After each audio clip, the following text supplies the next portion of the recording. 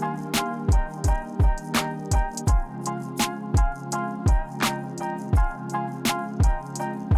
happy Friday, Riv fam. It is officially or almost the weekend. My name is Young. I have the great joy and privilege of being the MSU Venue Director at Riv's MSU Venue. If you had a week like mine, by this time you are probably zoomed out, probably done with email. You're tired of looking at spreadsheets, and I don't have any kids, but maybe you were also super mom or super dad, and along with working, you were homeschooling your kids, or at least you're setting up the laptop or the tablet for your kids to tune into their Zoom classes for school. But whatever your workload looked like this past week, or whatever life kind of threw at you this past week, we have the weekend to hopefully rest. And I want to ask you a question. How are you planning to rest this weekend? That's a question that I actually have a lot of, I'm able to ask college students that with my role, and college life is definitely difficult, but you don't have to be a college student to try to answer that question. But when I talk to college students about this question, it's really interesting because I get different answers, right? When I ask them, how do you rest? Or what's your understanding of biblical rest and how do you practice that? It's usually met with silence, and then it's met with statements about, I watch Netflix, or I'll go on a walk, or I will take a 2 to 3 hour nap, or I'll go work out or something like that. And then it's followed by more silence. And this idea of biblical rest is such an interesting thing, and such an important thing for us to understand and really practice as a spiritual discipline in our lives. And I really think that we can find some guiding principles actually here in the beginning of the Bible. In Genesis chapter 2, verse 3, as God creates the world and the universe, this is what it says in terms of what he did after that. Genesis 2, verse 3, it says, God blessed the seventh day and declared it holy, for on it he rested from all his work of creation.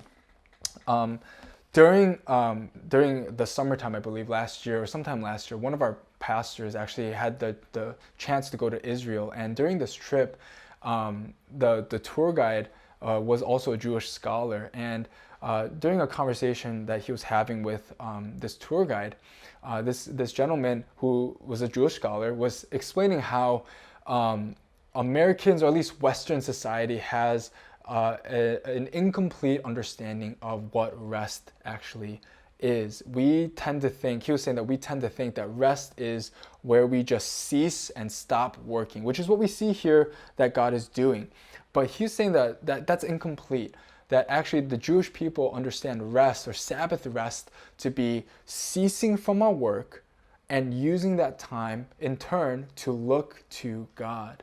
And I think that's such a solid definition of what Sabbath rest looks like, and something that I've been trying to implement in my life, and I want to actually encourage you to implement in your life, is that when we practice Sabbath rest, especially with this upcoming weekend, especially on Sundays, what can we do to cease from our work, to stop looking at it, and to not just leave it there, but to actually look to the Lord to restore our strength, to restore our heart and our soul and our minds. And I think in practice, it's really stopping from looking at our work that we did this week and looking to our Creator, right? And I want to just offer 3 things that I found to be helpful in my life, and hopefully this will be helpful in your life as well, at least if you practice this or try this this weekend. The first one is, don't do any work on Sunday or this weekend. It's gonna sound super simple, but that's the point, because I think a lot of times we'll try to, we'll think like, oh, I just had that like 2 or 3 emails I could have just sent out, and I could just do that on Sunday after church or whatever, right? Don't do any work. Just stop. Mute your email, mute your messaging applications. Just don't do any work. Spend that time with your family, with your friends, obviously practicing good social distancing, but stop working this weekend, for real. The second one is actually going analog. Go analog on Sunday. Something that I found to be interesting in my life, at least, as we have, as Riv and a lot of churches around the world have gone to these online services, is that I'll tune into my our weekend services at the same place that I'm doing my work throughout the week. And so it feels like there's this weird overlap where it feels like I haven't really gone away, to church to get away from my work or whatnot, because it's really the same place. And so what I found to be helpful is at times on Sundays, especially on Sundays, but throughout the weekend, to go analog. So I don't personally do puzzles. My wife just finished I think a 1,000-piece puzzle by herself, but what I will do is things like go on a walk, right? And during that time, I'll either just meditate in prayer as I'm walking, or just kind of appreciate the Lord's creation. It's just anything that you can do to go analog. Again, muting those emails or messaging applications so you're not tempted to look at your phone. Or if you are going to look at your phone, do something intentional. Call your family members, call your friends, and have just a good conversation with them. But going analog this weekend can definitely be a helpful thing.